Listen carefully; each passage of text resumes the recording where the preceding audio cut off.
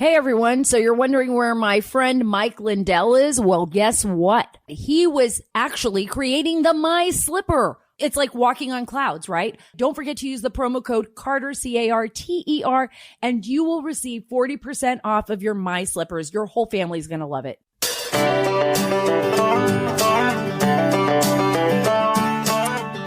I'm back from the border, back from the Texas and Arizona border, and as well as Tennessee, folks. I covered the story for Sean Hannity on the issue with the Tennessee farmers and the COVID relief package, but I'm here today to talk to you about the border. It's a big, big story as well, and I have a very special guest. I know you all are going to love him. He is the Arizona Attorney General, Mark Brnovich, and he is going to be with us today. And I'm telling you, you're not going to want to miss this interview. He has a lawsuit right now, along with the Montana Attorney General. I know you guys saw what was happening in Texas as well, but it's challenging the Biden administration's executive orders at the border and what they're doing there, and their recent policy to stop deportations and go against the law.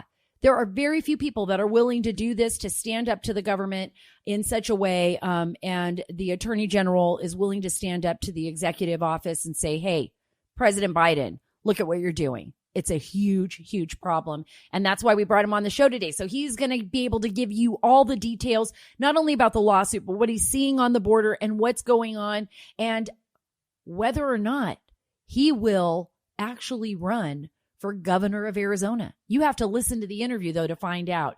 Folks, I know I talk about this all the time, right? I talk about AMAC because I believe in AMAC. I believe in the organization, an organization that supports freedom, supports fighting for what we believe in. You don't want to give your money to liberal AARP, do you? So go to amac.us/Carter. Go to amac.us/Carter. You will not regret it. It is an awesome organization. And thank you so much, AMAC, for sponsoring our show. So let's start out. Let's start out with something that I believe is very, very important, and that is the American farmer. That is the American farmer. I do not want to forget how important they are and the role that they play in our country, just historically and even right now. And I was in Tennessee, and I got to spend time with Kelly and Matt Griggs. They are incredible. They are an incredible couple, and they have this wonderful son, Carter. I'm going to bring her on the show in the future. And they were willing to talk about something that most farmers are frankly not talking about right now. They are fighting this COVID relief bill. It is just absolutely insane what's going on right now. And they describe it. Well, here, let me play the clip for you first, and then I'll explain a little bit about what this COVID relief bill is doing and how it's dividing the farming community.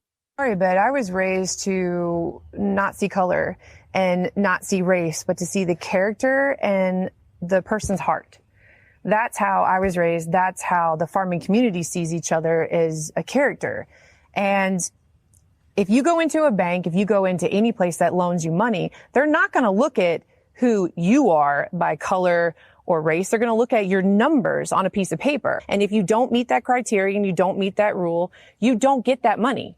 Yeah, I've been hopping around the country on all of these stories. I was in Texas covering the border, then Arizona, and then I went to Tennessee to cover this because this story is so important. It's so important. So, the government has the $1.9 trillion coronavirus relief package. And within that package is called the American Rescue Plan. It is about $10.4 billion, give or take.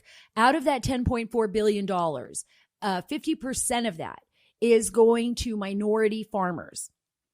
It includes billions of dollars. Think about that. Over $5 billion of debt relief and other assistance for farmers of color. But I want you to hear what's happening here. I think we have roughly 2 million farms is what I learned when I was in Tennessee in the United States. Of those, 980 something thousand of those farms are family owned farms. Probably a little bit more than that. They say around 85%. So that's family owned and independent farms that were struck so hard by the COVID virus, right? Because I want you to think about it's not so much the row farming. I learned so much about the farming industry and how much our American farmers put into it, their livelihoods, getting up early in the morning. I was thinking about it when I was on the Griggs family farm. So this is Kelly and Matt Griggs. I was in Tennessee with them, and Matt's family has been farming on the land that we were at in Humboldt, Tennessee for 5 generations. 5 generations. The late 1800s, his family started farming there, and they're sharecroppers. We talked about that, being sharecroppers. Now, on my dad's side of the family, I've talked a lot about my mom. My mom's from Cuba. I said my father is, a Marine. But on my dad's side of the family, they were prior to the Great Depression, they were sharecroppers. They were cotton pickers. They were actually cotton pickers from Georgia. And my grandfather was able to save money actually during the Depression think about this, picking cotton, you know what it does to your hands and the history behind that, and just the hard work being out there on the farm, for hours of the day, in the heat of the day, in the humidity, picking cotton, and, and the horror stories, of course, of our past horror stories of slavery and everything else. But there were a lot of American sharecroppers and farmers, people that were very poor, that's what they did for a living. And I'm out here on the farm, in Tennessee, looking at all of these amazing crops. He showed me pictures of when the cotton actually blooms on his land. It wasn't at that point in time. And he grows soy. And he was talking about, there's 2 million farms in the United States, right? And that number was from 2019, just over 2 million. And that was actually down from 2.2 million in 2007. So there's not as many farmers as you would think, right? And these farmlands, it's kind of a gamble. He says, it depends on the weather. It depends on the crop. You're praying that, you don't have some type of infestation. So the loans and the money that the farmers need to keep us fed, to keep our country growing and moving forward, is so important to the farmer, because they do rely on the government for loans and other things. They pay it back, but they rely on the government for that. And now we have this 1.9 trillion coronavirus relief package, right? And of that 10.4 billion or so, of that, half of that is just going to minority farmers. And Kelly and Matt Griggs are saying, look, we don't see color. We've never filled out an application at the bank that said, what's your race? What's your color? This is about getting a loan when you need a loan and paying it back. They said, look, we don't need it because we're row farmers. We weren't hit hard. She joked around about her cotton going to granny panties. I'm going to bring her on because she's so funny. She said, look, my cotton goes to make underwear. So we did not run out. We didn't need to borrow any money on that. And, they grow soy and other things. And, and she was saying, but there's so many farmers out there that during COVID-19, right, really needed the assistance and really need the assistance because they lost their poultry. They lost their pork, right? They had animal products.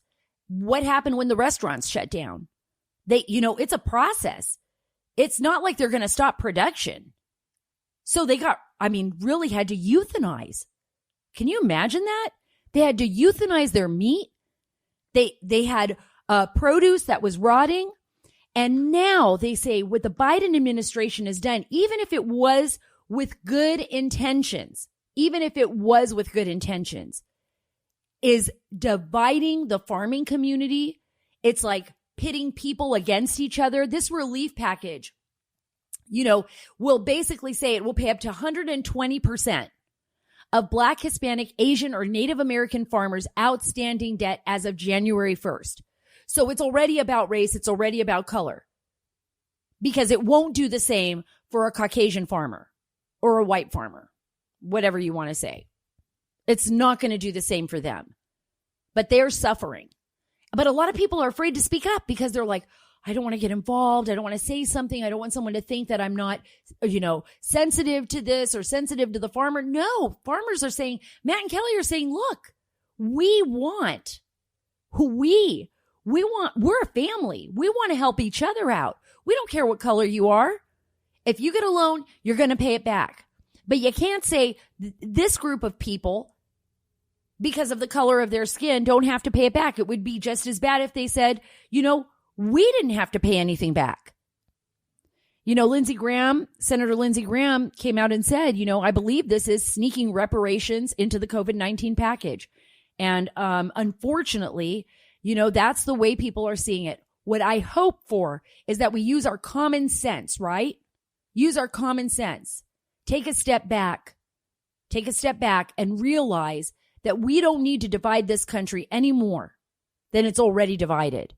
And it's provisions like this that create those divisions and make people uncomfortable. I mean, the farmers are helping each other up, helping each other get out of the tragedy that they suffered, the crisis during COVID-19. I can tell you, I'm going to bring her on so she can tell you all these amazing, wonderful American stories, right, about helping each other out. And before I move on, the most important point, I believe, and something that she said that, I know it's going to make sense to all of you, is like, why are lawmakers making all of these decisions without ever asking the farmer? Ask the farmer what they need. Ask the landowners what they need. Ask the people what they need, and they will tell you what they need. These are good people. They don't want to take advantage of the system, and they want to be able to share their stories with the American people so that you understand what it is they've been through. We've seen what it's done to our restaurant industry. We've seen what it's done to our grocery store industry. We've seen what COVID has done to our farmers across America. Let's listen to them.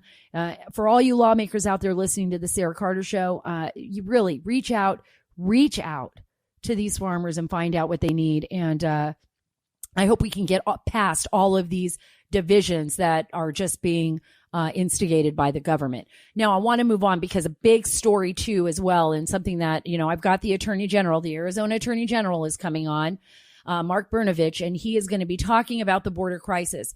And a story just broke, and I remember when I was breaking these over 10 years ago, but a story just broke on Axios, and it's very significant.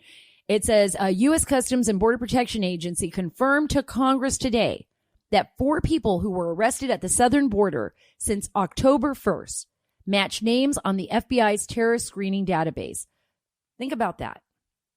This is what I talk about all the time. We don't know who's coming in. We don't know who's coming in. When I was in Arizona with Art Del Cueto, we were in Tucson, and we went to that area of the border, for Sean Hannity show, where it was basically wide open. They never finished the fence. They never finished it. There was no wall there. It was like, it was Smuggler's Canyon. That's where it was. Smuggler's Canyon. And there was actually, and that's my little dog. She's protecting me, just so you all know. She's always with me. This is the first time she decided to bark. But that area of Smuggler's Canyon, people get away all the time. So those are the people that they caught, right? What about the people they didn't catch? What about the people they don't ever catch? And even when they apprehend folks, I want you to understand that unless that person has been arrested before, unless that person is in an Interpol database, unless that person is somebody that our intelligence community or FBI has arrested in the past or has information on, that person could be just released into the United States.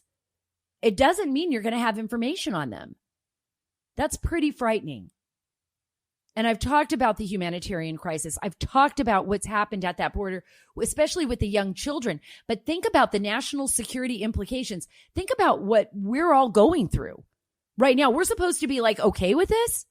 We're supposed to be okay with once again, an administration. And this is not just endemic to the Democrats. I saw the same kind of behavior under the Bush administration. I've said this before. I did not see that under the Trump administration. And I'm not saying that everything that the Trump administration did on the border was perfect. I'm not saying that. But I'm saying for the first time, we had a president that actually wanted to follow the rule of law. There is a rule of law. We do have laws on the books that other presidents did not want to follow. And the big question is, why don't they want to follow it? Why don't they want to follow the rules? Why do they want the borders to be open? Why do they continue to use people like some kind of political game, right? We are human beings. We are individuals. We are not a game. Do not play games with my life, with my child's life, and with the lives of all those children that are crossing the border, and some who never make it because they're killed, because they fall off La Bestia, because they die in the desert of thirst. Do not play games with people's lives, because we are going to call you out on it. Look, I want you to hear this. This is so important. I want you to hear. This is Jen Psaki, the White House press secretary. I like saying her name because I actually do really like sake at Japanese restaurants. I think it's a great drink. I know my husband thinks it's like gasoline. He hates it. But Jen Psaki, she says FEMA's arrival at the border doesn't mean it's a disaster. What? FEMA, the Federal Emergency Management Agency, is made for disasters, but they're so afraid of saying that their policy is so screwed up and wrong that they have put everybody's life in danger that they want to call it a challenge, right? Would you want to be a part of that challenge? I was down there. Do you want to go down there and see that challenge? That is a crisis, folks. It is a crisis, and it is the reason why FEMA is down there. Listen to this. On immigration, does FEMA's arrival at the border mean that the administration feels what is happening down at the border is a disaster? I know that we always get into the fun of labels around here, but I would say our focus is on solutions, and this is one of the steps that the president felt would help not become a final solution, but help expedite processing, help ensure that people who are coming across the border have access to health and medical care. Clearly, the numbers are enormous. This is a big challenge, and it certainly is a reflection of using every lever of the federal government to help address that.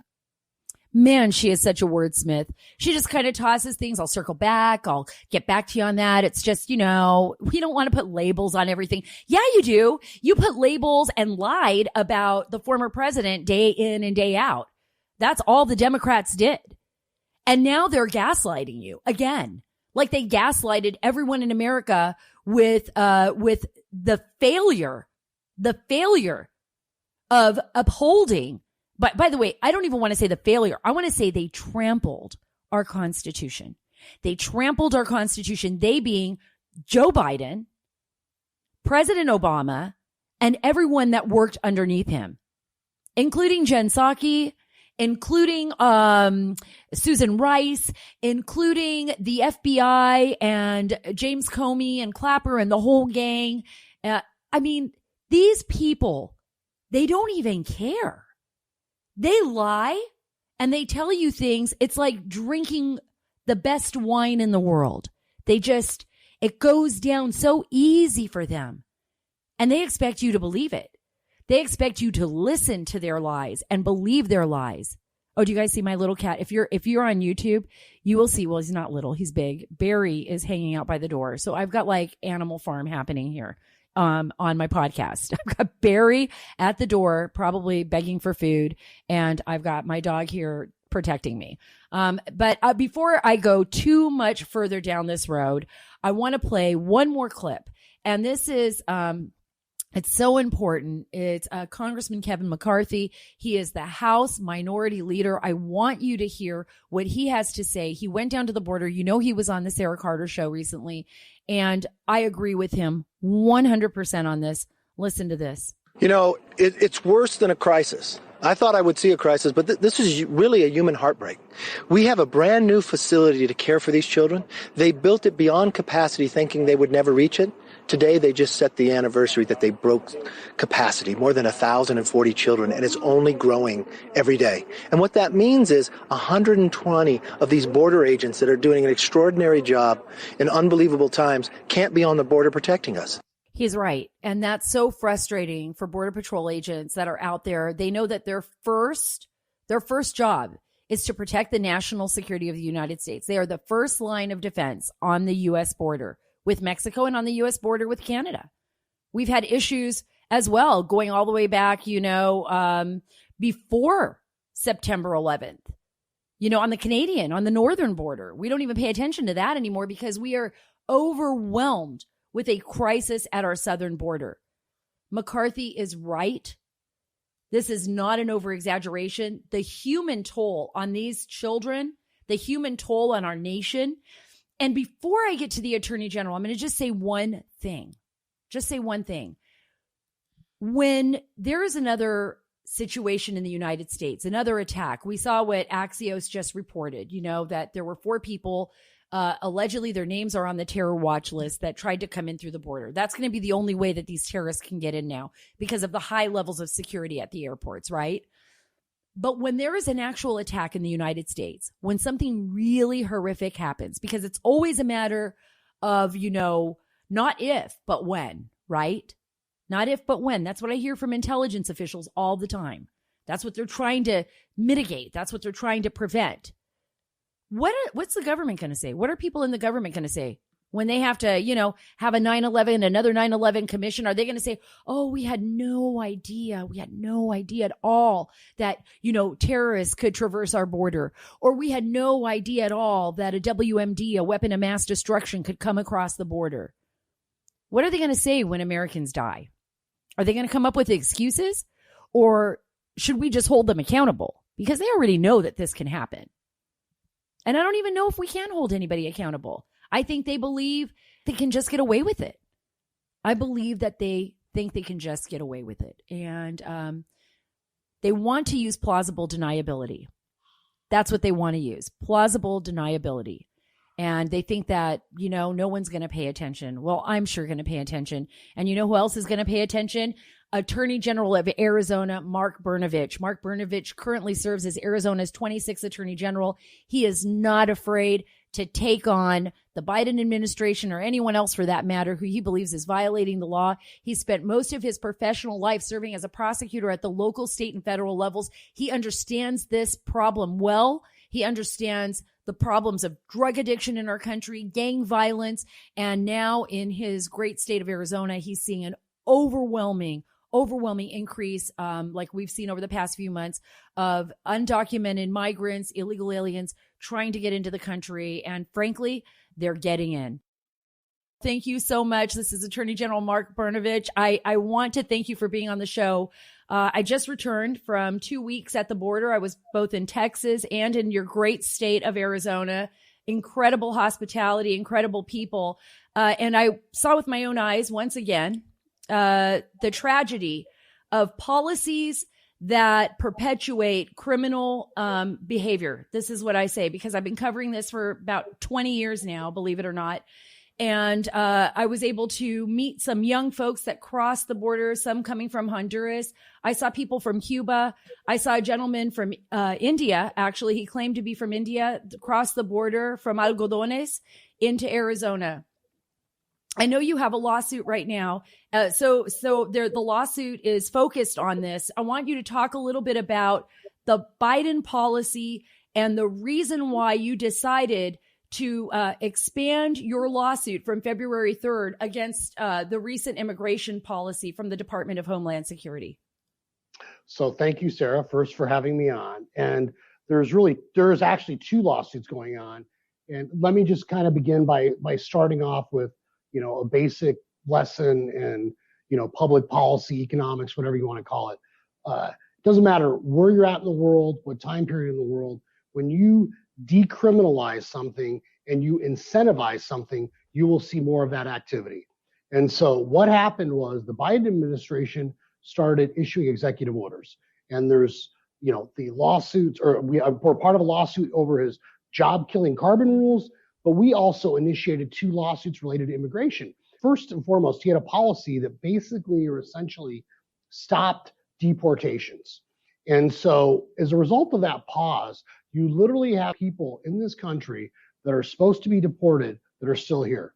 So there are approximately 1.2 million people that right now in this country have deportation orders that are supposed to be deported out of the United States and are not being deported because of the Biden administration. Correct. So I want to just touch right on that, because I spoke to a number of people on background, of course, because they didn't want to go on the record with Immigration and Customs Enforcement, as well as, DHS officials that are very concerned with the fact that some of the people that they've released that should be deported, people that have been released from prison, some of them predators, child predators, others involved in drug trafficking, were not deported, actually, and were kicked out into our communities again. Is that a big concern for you? Is that a reason why you did this? Yeah, absolutely. Because here's the problem. These are people that are not supposed to be here. And then you throw on top of it people that have literally been convicted of crimes or accused of major felonies that are just being released into our communities. In fact, I'll give you a quick example. Just earlier this month, there was a hearing in a federal district court in Texas where the district judge asked the Biden Department of Justice. He literally said, as a federal judge, we are concerned because people that have literally been convicted of felonies that are set for deportation, some of them want to be deported, and literally ICE is just releasing them, saying they essentially don't care. The Department of Justice, Biden's Department of Justice's response was, we don't know. We have no idea what's going on. And that should be troubling to anyone. So you have this faceted problem that's going on. The first part of it, as I said, is this, I call it decriminalization, but essentially is there's no punishment for breaking our laws. Literally, if you are set to be deported, you are not being deported. And so that has a ripple effect because it essentially sends a message to people that, oh, it's okay to break the law and cross the border and try to enter this country illegally.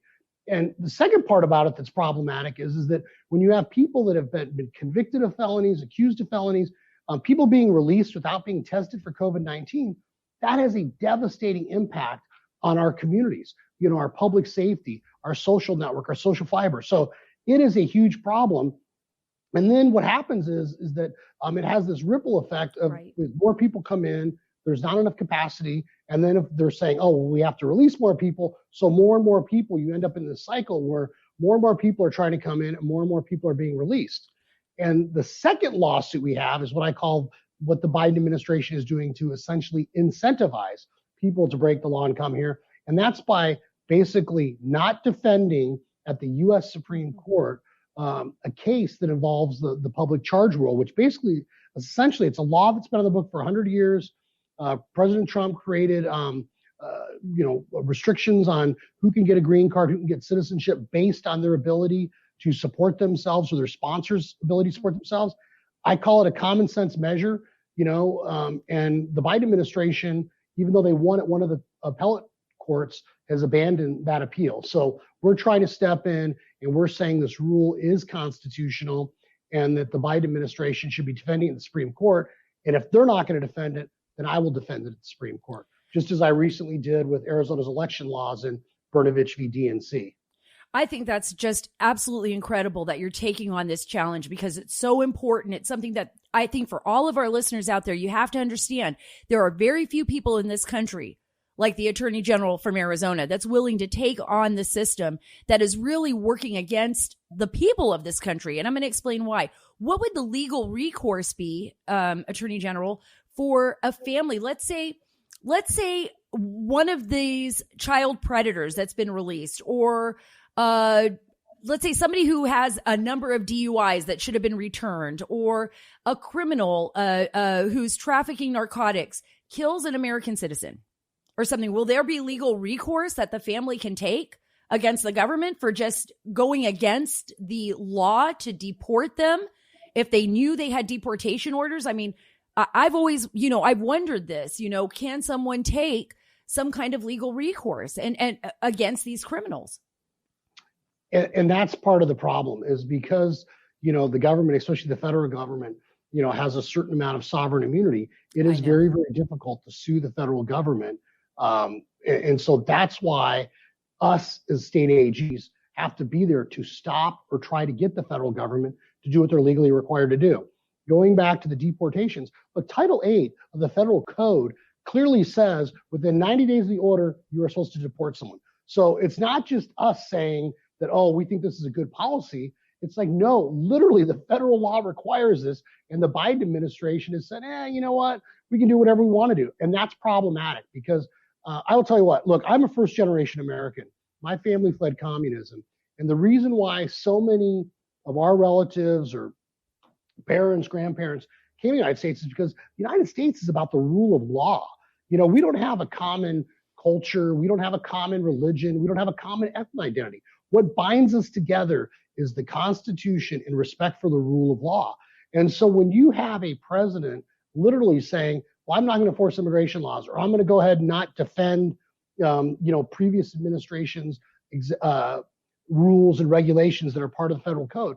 I mean, you have essentially a president now with President Biden literally picking and choosing which laws he's going to apply, when he's going to apply them. And the border crisis shows what happens. You end up with chaos, and it's not fair to anyone. I agree with you. And I think also we could say Susan Rice is maybe the one behind a lot of those picking and choosing of what they're going to defend. And that's just my opinion. The Attorney General is not saying that.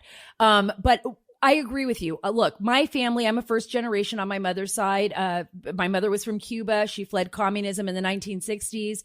Her entire being was about America. She would tell me every single day, and I've said this on the show before, that my mother would say, if someone would ask her, oh, where are you from? She would say, well, I'm an American, and they said, no, your nationality. She said, well, my nationality is Cuban, but I'm an American. She always saw herself as an American just for that reason, because of justice, right? Because of that balance, those balance of scales, right? That we consider justice in the United States, and a sense that there is, even if there's a little corruption, there's not an overabundance of corruption like we saw in Cuba, or like I've seen in Afghanistan or in other countries around the world. It's the reason why people want to come here. But now we've seen something drastically different. Yeah, and look, not to get too far afield from our lawsuits, but these are important points to make, because philosophically, the United States is about an idea. It's about a principle. And so, look, you mentioned your family's from Cuba, and I always say that when your family has lived history, not just studied it, you have an appreciation for how great this country is, because, freedom, liberty, it's not something that we pass on to our kids in our blood. It's something that must be fought for every generation.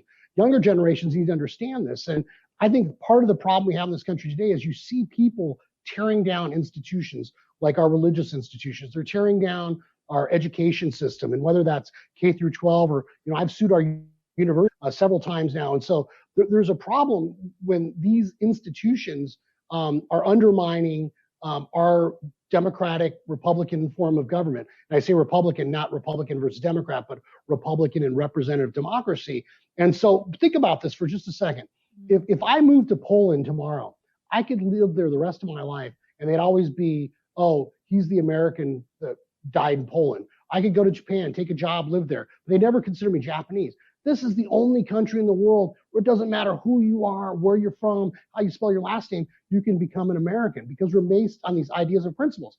And that's why it's so important for us to enforce the existing laws, where you don't have a president that basically is unilaterally rewriting the laws. And that's what he's doing. And that's why we see this chaos in the border. And, I know you were just down here, but I was just telling someone this today. In February, just February this year, there was 100,000 apprehensions on our southern border. Now, to put that in perspective, that's about 5 basketball arenas, if people follow sports. So that we're talking a massive amount of numbers of people that are coming into this country. And as a result of the public charge rule, we have no idea if they're going to be able to support themselves. They're entitled to benefits. And, most of, our forefathers, our relatives, parents, grandparents, they wanted to be self-sufficient. They came here for that reason. And so we shouldn't create incentives for people to get free healthcare, free education, unemployment benefits when this country is suffering right now. We're a very gracious nation, but we need to take care of the people right now that have been devastated by the impacts of COVID, instead of opening the doors and giving a bunch of government benefits to people that are literally rushing across the border right now as we speak. I agree with you, Attorney General. I also want to talk to you a little bit about that number. You talked about 100,000 that came in February, and I want everyone to understand this. I love the way you described it. I love the way you put it into context, but think about all the people that got away. Arizona, even when I talked to Border Patrol agents out there, and even Art Del Cueto, who, was so gracious giving me a tour, he said, what people don't understand is that those are the people we've apprehended. those aren't the people that got away. Groups of 100 or more that have run across the border. We don't even know who they are. We don't know where they're from. There's a national security implication there. And there's also, I want everyone to understand the humanitarian aspect of this. And I'm sure, Attorney General, you've had to deal with this. These are young children that are being lied to by the drug cartels and the human traffickers. They are being told that they are going to be able to come to America. Maybe, the Biden administration, the way they have set things up, and I know they understand this. I know people in the Biden administration get that the message that they are sending is the same message that Obama sent in 2014. I covered that when we just had a flood of unaccompanied minors into this country. Those children die on this journey. Some of those children are raped. Some of those children are exposed to the worst of humanity. And then they come here and they're alone and they're searching for something or someone. And how do we perpetuate that kind of horrific behavior? How do we not address these issues? There is no way, in my opinion, Attorney General, that the government, that the Biden administration or anyone in it can say that they truly care about these kids. I've talked to them. I know, I speak Spanish. I'm with them. I hear their stories. Could truly care about these children if they understood what they were going through just because of the messaging that this administration has put forward. And that's the part that really truly breaks your heart, because I think that they are being exploited in some ways by the Biden administration for political purposes. And I think that, and I don't want to, surmise what's going through the head of Joe Biden or anyone else. I'd hate to be living there too long, but I think, I'm guessing what's going on is that they've made some sort of political calculation that somehow this benefits them politically. And that's what's so sad to me, because literally, as you said, Sarah, it's a humanitarian crisis. There are people being exploited. And let's not kid ourselves. Everyone listening to this podcast, every single person that crosses the border, they may have the greatest of intentions in the world. They've got to pay the cartels. The drug trafficking organizations make money on every single person when they cross the border. Nothing crosses that border without the cartel's control. So and that means that you're enriching them by encouraging this immigration. Additionally, those people are being exploited. They're going to have to pay those back.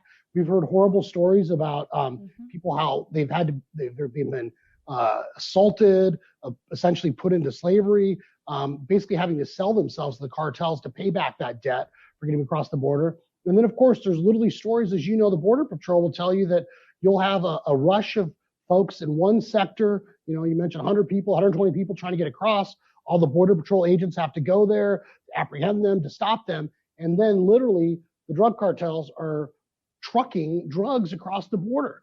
So right. I know there's some people listening to this may think, oh, what does it matter? I don't live in Arizona or Texas or whatever. I don't live across the border.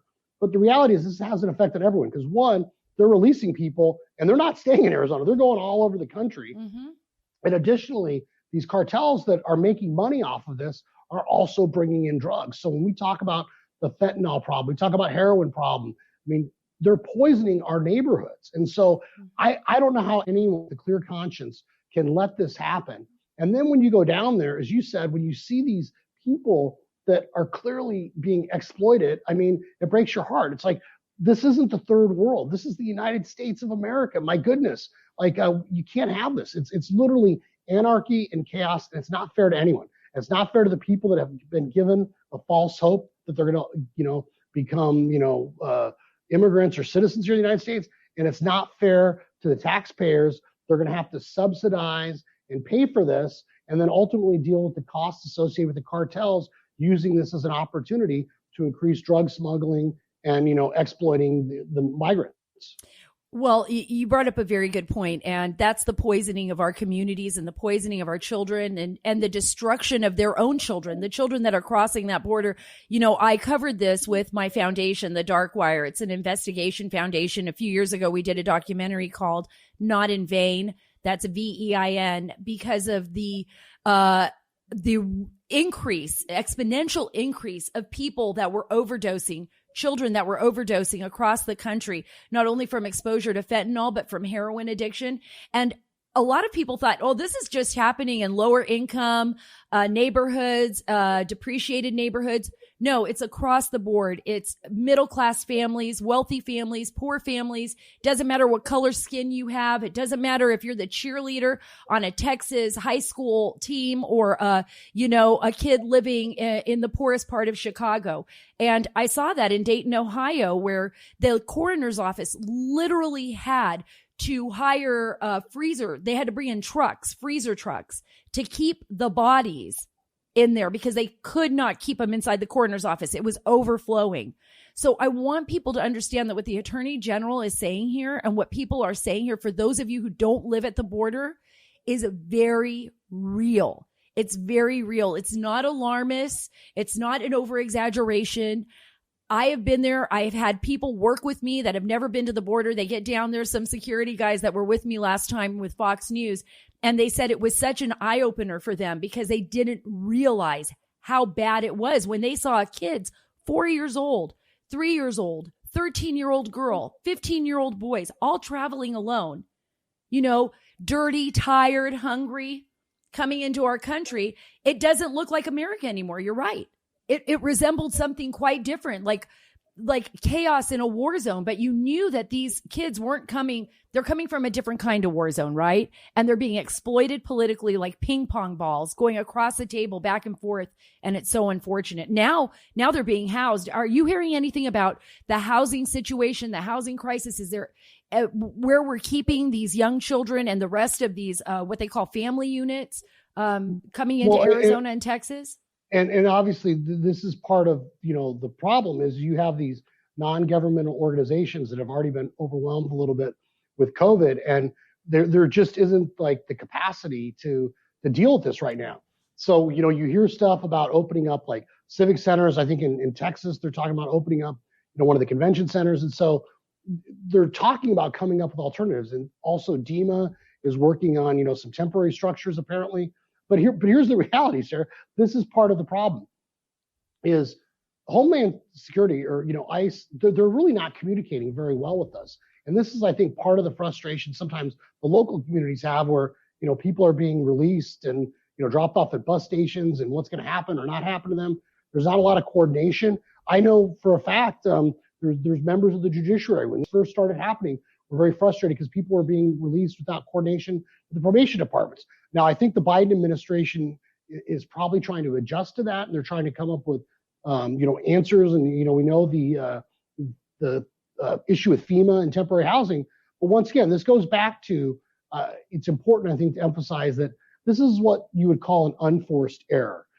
This is something that did not have to happen right now. Right. And so anybody listening should be asking yourself, why is the Biden administration doing this? That's the biggest question. Why are they doing this? I want you to respond to this, because this is Homeland Secretary Alejandro Mayorkas talking about the non-crisis at the border. He says, "Thank you, Mr. Secretary. Do you believe that right now there's a crisis at the border?"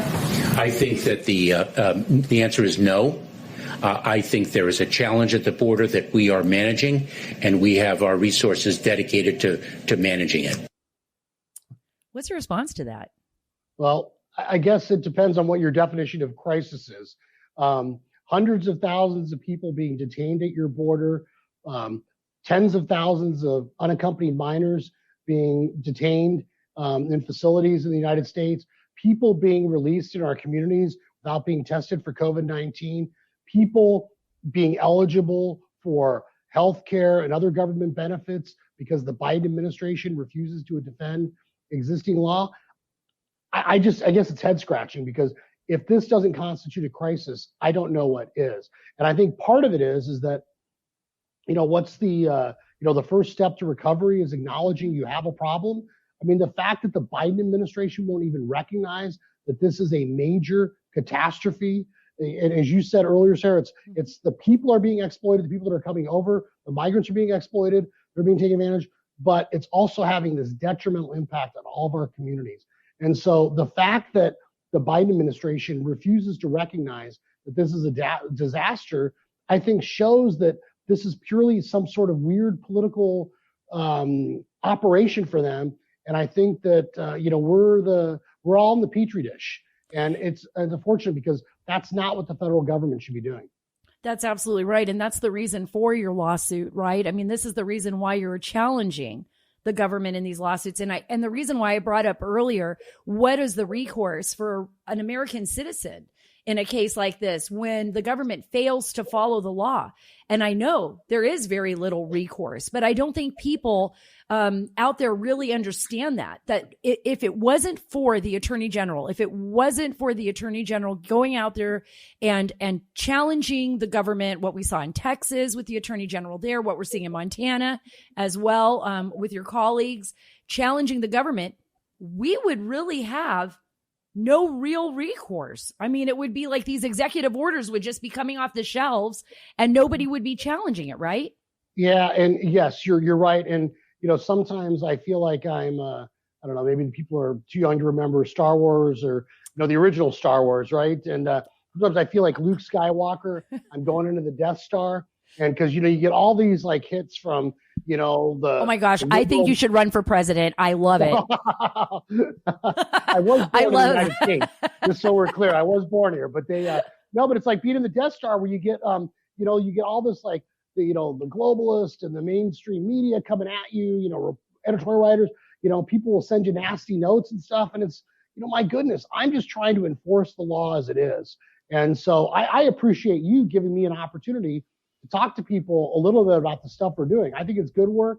I think we're, consistent in upholding the rule of law. And so, hopefully folks appreciate what we're doing, because a lot of times you hear from the naysayers, you get the Empire firing their phasers or their blasters at you. Blasters. I don't want to get the big with the Death Star. The Death Star. Yes, I don't want to get the Star Trek people mad at me. Yes, I understand the difference between phasers and blasters. So we're absolutely clear for all these sci-fi people out there. I know, like me, I'm one of them. I love it. Yeah. Anyway. I think that's fun. Well, I do have one question for you, because a lot of people, I've been hearing a lot of rumors, lots of rumors out there. I don't know if you're going to answer it, but I'm hearing a lot of rumors that you're thinking about running for governor for Arizona. Look, I've got a full-time job right now. I think you know this. Our plate is full. That is, once again, nice of you to say, but I think you just gave me a demotion. You said president, now. Well, I'm very, I have to tell you, Star Wars fans, I'm one of them. So that's why I'm not giving you a demotion. I think there's a stepping stone. May the force be with everyone that's listening to this right now. Sarah, there's a lot on our plate right now. All of my energy is dedicated right now to try to protect Arizona. And as I mentioned right at the beginning, I'm involved in that carbon lawsuit against the carbon rules, which are going to have a devastating impact. Yeah, fill us in a little bit on that before I let you go, because I think that's important. I think you really wanted to touch on that, and I want you to. Yeah, and I'm sorry. Look, immigration, this crisis is terrible. It's right here. It's going to have a devastating, obviously, as I keep saying, impact on us. It is important. But there's other things the Biden administration is doing, like these new carbon rules, where basically you have to have a cost-benefit analysis anytime there's a new federal regulation or rule, and you have to consider the carbon costs. So what this is doing is literally, it's going to increase the price of gas. It's going to increase agriculture prices. It's going to essentially be a tax on our economy. And now, once again, this may be signaling to the woke crowd and everything else, but at the end of the day, it's the hardworking taxpayers that are going to have to pay for, the Biden administration's using us as some sort of experiment. And that's what's happening. And so I am making sure that I am fully engaged in pushing back against the Biden administration. And we got a critical time right now.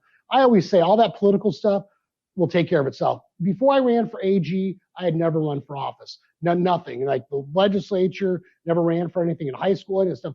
I'm not a political guy. I was a prosecutor. I was a gang prosecutor. I worked at a think tank advocating free market ideas and individual liberty.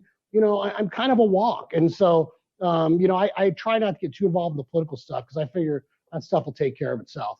Well, I think you're proving that a wonk can just come right on in and take control and challenge the government and be, it's kind of like the David and Goliath, right? It's kind of like the David and Goliath. That's what I see here. And I think that's so important. And I also believe that, we looked at deregulation under President Trump, and that really incentivized businesses. Yeah.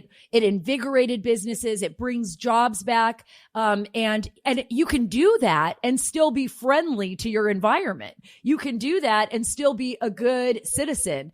So I think challenging these over regulatory processes that the Biden administration is throwing at us left and right. And, as they try to become the empire, we've got you, Attorney General, fighting back. Thank you so much for being a part of the Sara Carter Show. What an upside down world we live in. I mean, I'm so grateful that you all were able to hear the Attorney General and, somebody with common sense, right? Somebody with common sense. We don't see that enough lately. And and again, those are the stories that I want to tell. Those are the stories that I want to share with you. And that's why I'm doing this. There is one more story, though, that is so bizarre that I want to share it with you, because Columbia University is offering graduation ceremonies based on race, ethnicity, and income status. No, I'm not even joking. What the heck is going on, folks? Next month, Columbia University will offer 6 additional graduation ceremonies based on race and ethnicity and self-identifying factors like Native graduation, Asian graduation, Latin, Black graduations. Those are options where you can register, as well as a lavender graduation for the LGBTQ community. What? These online graduations, and for first-generation Americans and low-income students. You know what? I am so sick and tired of this. I just want to call it out. This is like racist, weird divisions. We're supposed to be unifying our country. We're supposed to be accepting of others. We're not supposed to be like, oh, hi, I'm in the low income graduation. Hey, I'm going to join the Black graduation. Wait a minute. I got to join the half Cuban graduation because I'm half Cuban. Oh, can I join the Latino graduation? Is that okay? What about Columbia University graduation? What about that? I don't even get this. What are we missing here, folks? What are we dealing with here? There's also Texas Women's University, according to this article in USA Today, and Portland State University. They also have multicultural graduation events planned later this year. What are we like segregating each other now? We're openly like saying we have to segregate each other. Soon it'll be like only blonde people graduation and brown hair graduation. And then we'll have like people who like dogs graduation versus people who like cats graduation. Are you more a dog person? Boxers versus tidy whities. What about it? I don't know. I got to tell you, I think one day we're not going to be around to see that, but like 100 years from now, they're going to be looking back. At least I hope so. I have hope in the future. I see the glass is half full, right? But those folks 100 years from now are going to be looking back at this time and saying, what the heck was wrong with those people? We were going through some weird transition in human history. Like, I don't know what's going on here, but I do feel like we're in some kind of weird crossroads of human history, and especially in the United States, maybe some kind of crossroads in the U.S. Anyways, I had to vent a little bit. And I know all of you out there are doing the same, so it makes me feel good. I know that half of you, maybe more than half of you, have common sense. This is America. I love this country. I'm willing to stand up for it. I'm willing to fight for her. I believe in her, and I believe in you. Thank you so much for being a part of the Sara Carter Show. Please join me again this week on this show. We have another special guest for you. It's a surprise. I don't want to let you, I don't want to give it away now, but we will later. We will let you know. And go to SaraACarter.com. Don't forget, go to SaraACarter.com for all the latest stories and all the latest links on my social media. And remember, when you're there, sign up for email. Sign up for our email. Because of censorship, we don't want to lose touch with you, okay? So sign up for our special email. We promise you we'll send it out twice a week, keep you updated on all the latest stories. Again, thank you so much for being a part of the show. Remember, here at the Sara Carter Show, we're taking the story back.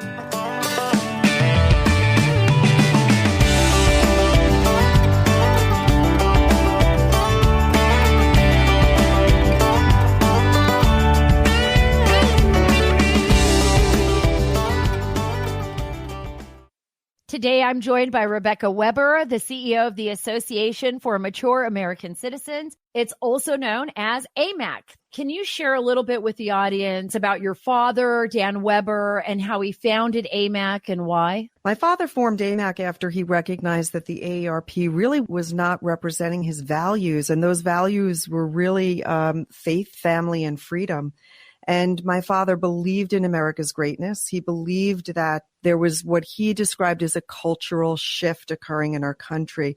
He thought that the very, very foundation, the Constitution, was being disregarded. And we saw that the power of government was growing and individual freedoms were diminishing, were being threatened. And to get more specific was in 2006 when he said to me that he was canceling his AARP membership. And I said to my father, why would you do that? And he said, well, they've just named Harry Belafonte Man of the Year. And he went on to say that Harry Belafonte had commented to Hugo Chavez saying that George W. Bush was the greatest terrorist threat in America. And my father said something is wrong with that. So he saw the AARP make this sharp left turn. And that was when he said, let's form AMAC. And I said, let's do it. Rebecca, thanks so much for being with me today. I'm honored to have you and AMAC as a sponsor for the Sara Carter Show. You know, for more information, folks, visit amac.us/Carter.